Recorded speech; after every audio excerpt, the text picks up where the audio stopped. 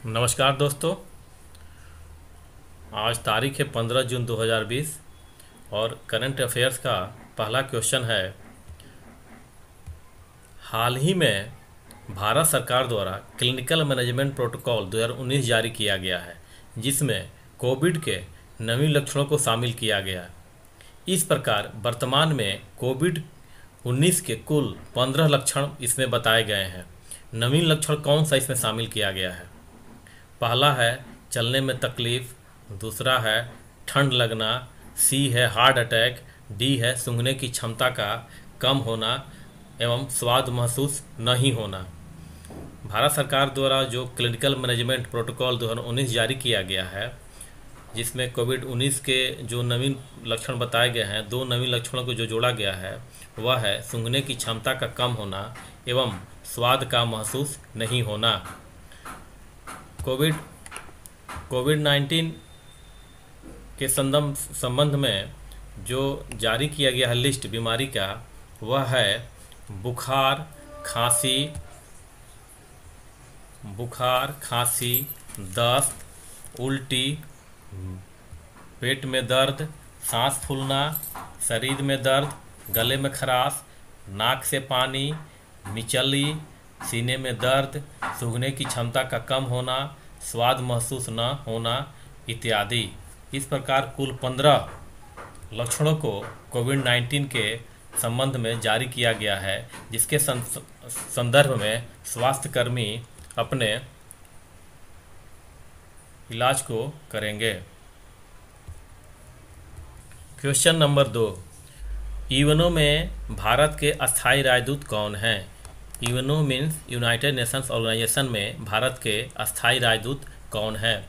Option A है Syed Akbaruddin, option B है T.S.. त्रिमूर्ति, option B है हरदीप सिंह पुरी, ऑप्शन डी है अशोक कुमार मुखर्जी। ये चारों ऑप्शन सही हैं, ये सभी के सभी रहे हैं, लेकिन वर्तमान में यूएनओ में भारत के अस्थायी राजदूत टी.एस. त्रिमूर्ति हैं।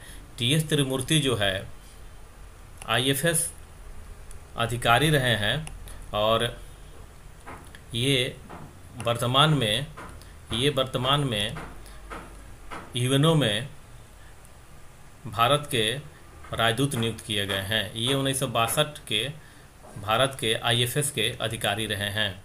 Question number 3, national institute of sports science की स्थापना कहाँ होनी है? हाल ही में भारत के खेल मंत्री श्री किरण रिजिजू ने इसकी घोषणा की है और उन्होंने कहा है कि स्पोर्ट्स में भारत में साइंस के तकनीक का काफ़ी अभाव है। इसको ध्यान में रखते हुए घोषणा की गई है कि national institute of sports science की स्थापना की जाएगी। इसके ऑप्शन है ए हैदराबाद, बी पुणे, सी नई दिल्ली, डी बेंगलुरु। ये स्थापना जो है national institute of sports science की स्थापना जो है नई दिल्ली में की जाएगी। नई दिल्ली में इसकी स्थापना होनी है और यह जो है खेल मंत्री किरण रिजिजू ने इसकी बात ऑलरेडी ये कह चुके हैं। ये जो है national institute of sports science की स्थापना की जाएगी, क्योंकि देश में स्पोर्ट्स साइंस की स्थिति संतोषजनक नहीं है। इसको ध्यान में रखते हुए भारत में स्पोर्ट्स साइंस की स्थापना की जाएगी। क्वेश्चन नंबर 4, बसंत राय जी का हाल ही में निधन हुआ, यह किस खेल से संबंधित है? बसंत राय जी किस खेल से संबंधित है? ऑप्शन ए है क्रिकेट, ऑप्शन बी है शतरंज, ऑप्शन सी है हॉकी, ऑप्शन डी है टेनिस। बसंत राय जी भारत में क्रिकेट के सबसे बुजुर्ग खिलाड़ी थे। इन्होंने लगभग 100 वर्ष की अपनी आयु को पूरी की है और अब हाल ही में इनकी मृत्यु हुई है और ये प्रथम श्रेणी के क्रिकेटर थे और ये इसका आंसर होगा प्रथम श्रेणी के क्रिकेटर थे, इसलिए इसका संबंध किससे है? क्रिकेट से है। बसंत राजा जी passes away at 100 was oldest surviving Indian first class cricketer।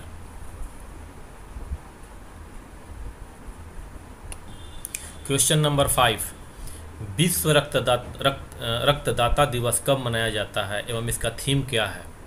विश्व रक्तदाता दिवस, वर्ल्ड ब्लड डोनर डे। इसका ऑप्शन है ए 14 जून और थीम है safe blood safe life. Option B a beautiful world. Option C 14 April donor is God. Option D 12 April give blood and make the world healthier place.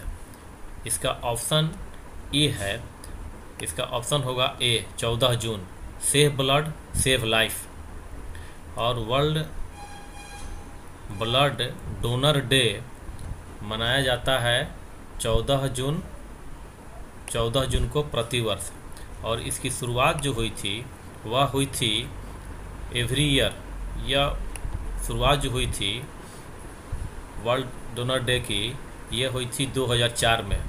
2004 में इसकी शुरुआत हुई थी, तब से ये प्रतिवर्ष 14 जून को इसको मनाया जाता है।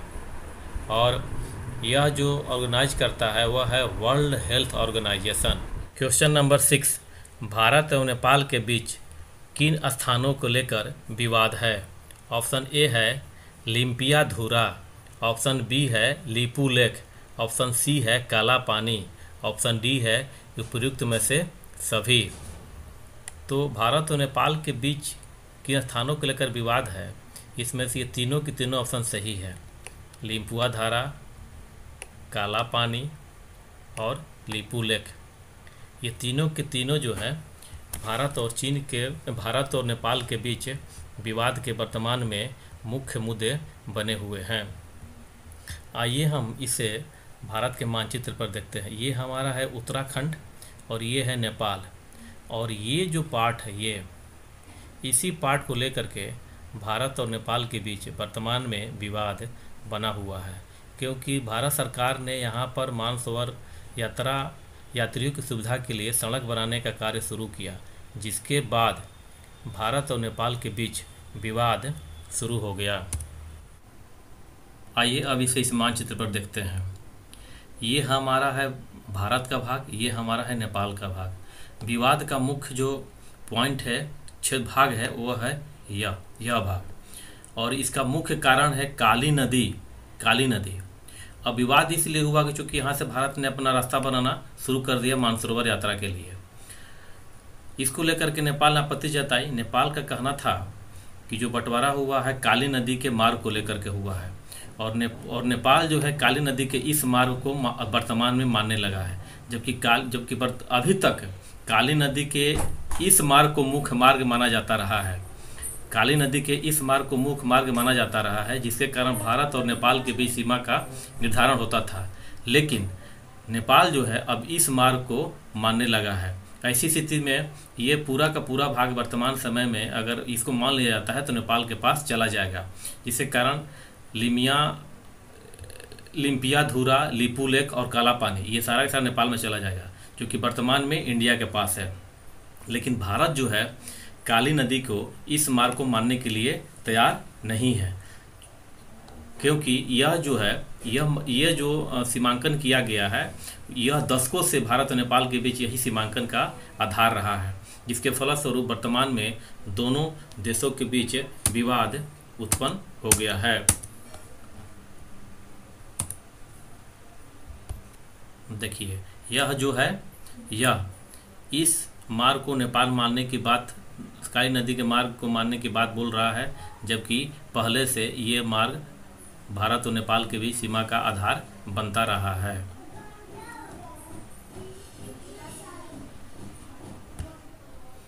क्वेश्चन नंबर 7, भारत और नेपाल के बीच किन नदियों का समूह भौगोलिक सीमा बनाती है?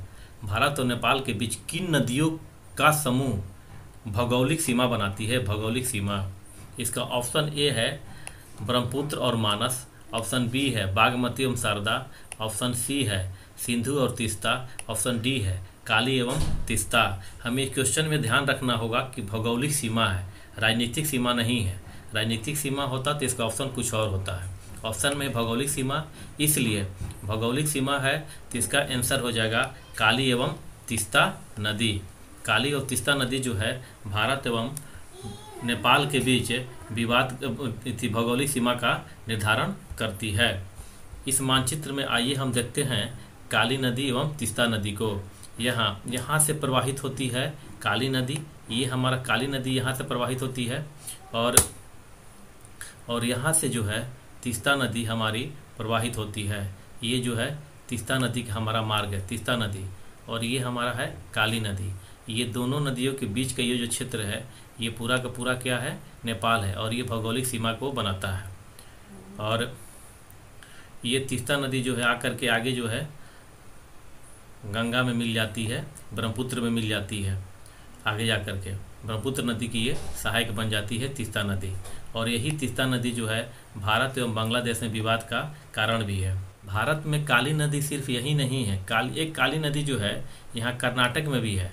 गोवा के दक्षिण, ये जो गोवा हमारा है इलाका, गोवा के दक्षिण में यहीं पर एक काली नदी है, काली नदी यहाँ पर भी है।